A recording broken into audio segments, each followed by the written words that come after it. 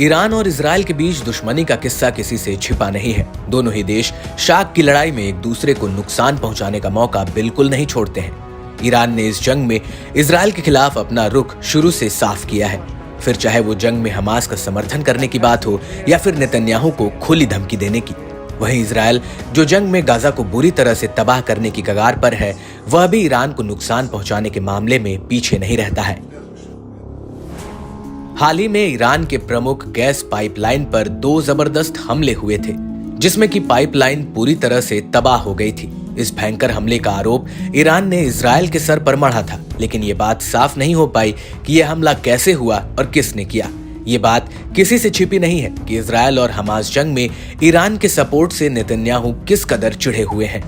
लेकिन इस खबर से ईरान के दुश्मन देशों की टेंशन बढ़ने वाली है। जी हां, ईरान की न्यूज एजेंसी ने बताया कि एक नई एंटी बैलिस्टिक मिसाइल प्रणाली और एक नई कम ऊंचाई वाली वायु रक्षा प्रणाली का उद्घाटन किया गया है।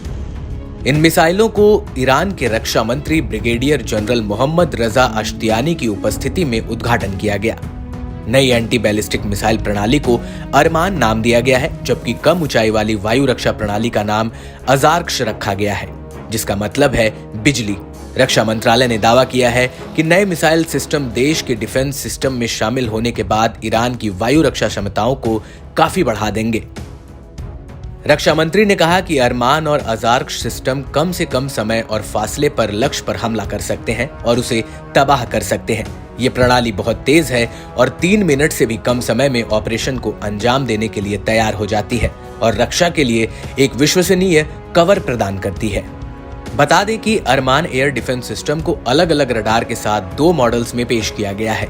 इस प्रणाली के एक मॉडल में एक इनएक्टिव रडार है, जबकि दूसरे मॉडल में एक्टिव रडार है। अरमान सिस्टम में उपयोग की जाने वाली मिसाइलें सयाद 3 मॉडल की हैं, जो एक साथ 120 से 180 किलोमीटर की दूरी पर 6 लक्ष्यों को भेज सकती हैं। इसके अलावा अजार्क्स एयर डिफेंस सिस्टम एक कम दूरी और कम ऊंचाई वाला सिस्टम है, जो लक्ष्य का पता लगाने और ट्रैक करने के लिए एक साथ रडार और इलेक्ट्रो ऑप्टिकल प्रणाली का उपयोग करता है। इसके अलावा अजार्क्स मिसाइलें हीट सीकर्स का भी उपयोग करती हैं।